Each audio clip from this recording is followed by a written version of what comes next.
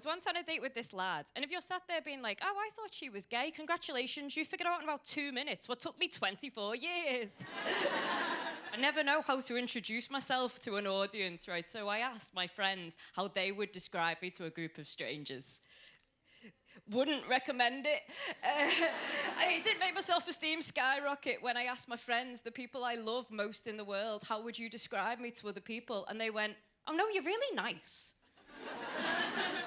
Wasn't a yes or no question. But they kept going. They were like, oh no, you're great. No, there's nothing wrong with you. Going up an octave. No, you're great, there's nothing wrong with you. You're a good person when people get to know you. I didn't realise I was the human version of when you recommend a TV show, you're saying it gets good in season 6. I don't know why my friends feel the need to do that disclaimer about me. I think because I'm like quite a quiet person. But I quite like being a quiet person. I like being a quiet person because loud people don't know what to do with us, right? So what they do is they fill in the silence with any old shit. And I love that. I love that so much, you know, when someone's mouth is connected to their brain and they're just letting it fly. Like, I love it so much, right? I love doing this. I'll give you a tip, right? If you're a quiet person and you're involved in a conversation that you're not enjoying, just don't have it.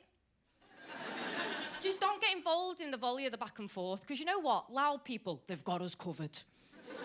They're going to be doing a marathon at some point. They're going to do meal prep. They're going to tell you about in graphic detail, right? So I love doing this on first dates. I mean, I never get a second date, but I love doing it. Love doing it on first dates, right? I was once on a date with this lad, and if you're sat there being like, oh, I thought she was gay, congratulations, you figured out in about 2 minutes what took me 24 years. But I'm on a date with this lad, right? And I suddenly realise I haven't said a word for 40 minutes. But he is having the best time. He's telling me all about his screenplay. Is he the thinly veiled main character? Of course he is. Is it 80,000 pages long? Of course it is. But suddenly I see the realisation dawn over his face, right? This does happen with loud people sometimes, where they realise that they've overspoke. So what he did to try and get me back into the conversation was he gave me a compliment, right? But the compliment that this young man gave me on our first date to this very bored, obviously gay woman was that I was unconventionally attractive. Unconventionally attractive? I didn't know what to do with that at all. So when I went home alone afterwards, trying to make myself feel better about being called unconventionally attractive, I Googled it. Don't do that, right? Don't do that. It didn't make me feel any better when I Googled unconventionally attractive and all that came up was a picture of Ian Beale. It's not the look I'm after, you know. Because I mainly date women and non-binary people now, right? And they go for the classics, you know. You look nice. Your face is okay. I don't know why lads feel the need to do a remix, right? I was thinking about the last compliment that I had from a lad. He said I was striking. That's Steve Buscemi, innit? That's not what I'm going for. I am the type of person, though, I really read into comments that people make about what I look like, whether it's good or bad, right? Even if you compliment me, I'm the type of person I will stay up for weeks on end to figure out the insult you actually meant, you know? It's my God-given gift, right? But I am going to therapy for it now. I've got to say therapy like that, otherwise you'll think I'm a knob.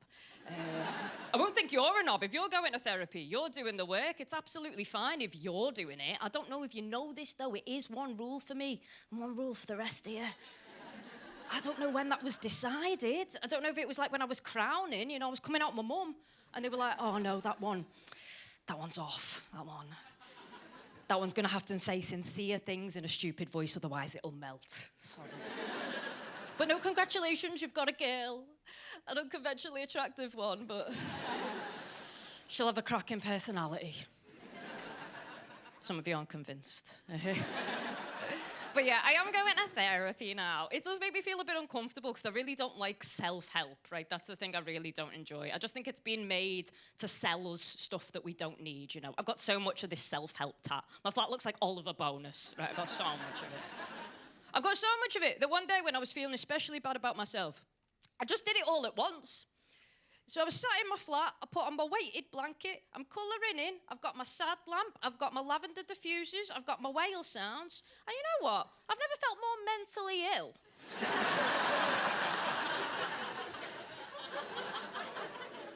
In my life.